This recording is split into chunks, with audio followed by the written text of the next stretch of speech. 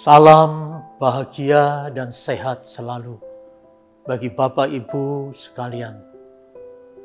Saudara, saya ingin mengajak Anda membahas tentang tema menyikapi penderitaan.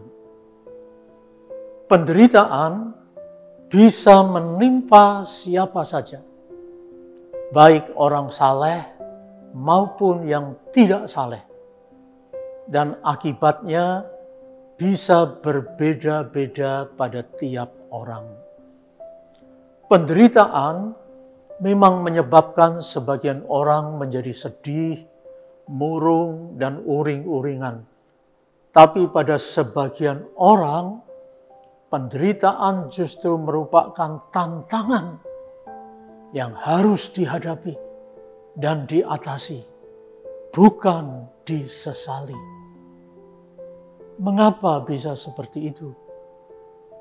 Ini berarti sikap internal bisa membawa kita bersedih dan menangis serta putus asa. Tapi juga sikap internal bisa membawa kita makin dekat mengenal kasih Allah.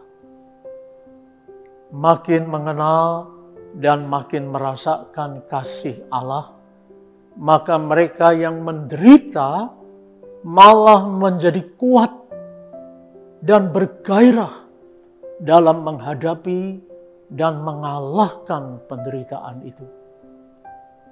Aneh bukan? Apa rahasianya? Rahasianya terletak pada kemauan dan kemampuan kita dalam menyerap firman Tuhan. Seperti tertulis dalam Filipi 4 ayat 13.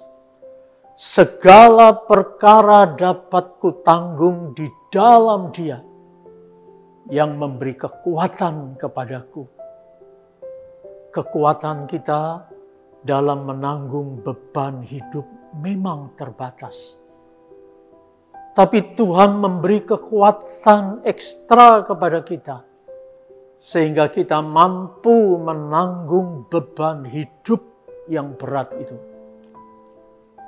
Di musim pandemi ini, banyak orang yang mati karena COVID-19. Akibatnya, banyak yang menjadi duda, jadi janda, menjadi yatim piatu. Dan mari kita ikuti kesaksian dua orang ibu tentang hal ini. Ada dua orang ibu yang sama-sama kehilangan suami dan anaknya yang sulung karena terserang COVID-19. Ibu Ami, ini nama samaran ya saudara, menangis tak henti-hentinya dan sangat sedih sekali. Baginya dunia terasa runtuh dan hidup tanpa harapan lagi. Akibatnya, kedua anak yang masih bersama dia tidak terurus lagi. Bahkan si ibu Ami ini akhirnya juga mati karena kesedihan dan keputusasaannya. Tapi Ibu Dina, juga nama samaran, sama-sama kehilangan suami dan anak sulungnya korban COVID-19. Tapi dia kuat menghadapi hal yang berat ini karena ia mampu merenungkan peristiwa itu dalam terang kasih Allah. Dan melalui peristiwa memilukan ini, ia mampu mengenali dirinya sendiri serta mampu mengenali tugas dan tanggung jawabnya sebagai ibu terhadap dua anaknya yang masih hidup. Hal ini malah memicu dia untuk bangkit dan meninggalkan kesedihan dan deritanya untuk mengisi dan memberi arti bagi masa depan kedua anaknya. Dia sadar bahwa hidup pemberian Allah ini tidak boleh dihabiskan dengan kesedihan dan dengan air mata. Tapi kesedihan dan air mata harus dihapus oleh kasih dan berkat Allah yang selalu baru setiap pagi. Akhirnya dia mampu menjadi ayah dan sekaligus ibu bagi kedua anaknya. Dia mampu membiayai kehidupannya beserta kehidupan kedua anaknya dengan berbisnis secara online barang-barang kebutuhan sehari-hari. Seperti sabun cuci piring, sabun cuci pakaian, sabun mandi, deterjen, pasta gigi, sampo, hand sanitizer, pembersih lantai, pembersih kaca, dari bermacam-macam produk. Para tetangga dan teman-temannya belanja kebutuhan mereka pada Ibu Dina ini. Makin lama usahanya makin besar dan barang dagangannya makin bervariasi. Ia dan kedua anaknya bisa hidup. Semua orang yang melihat Ibu Dina ini menjadi kagum.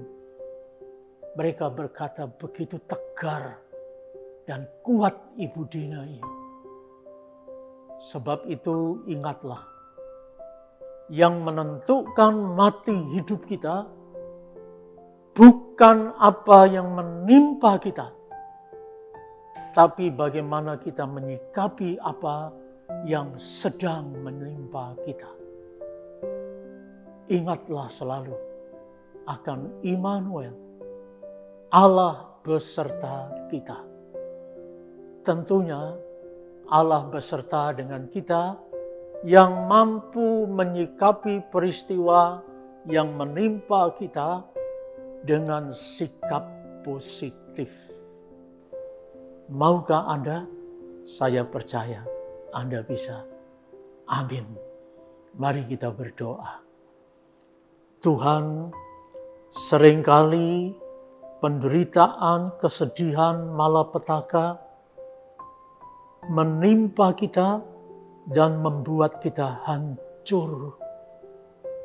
Kita menjadi sedih dan tidak mempunyai pengharapan dan kekuatan. Tapi kami tahu Tuhan, bahwa di dalam hal ini Engkau beserta dengan kita.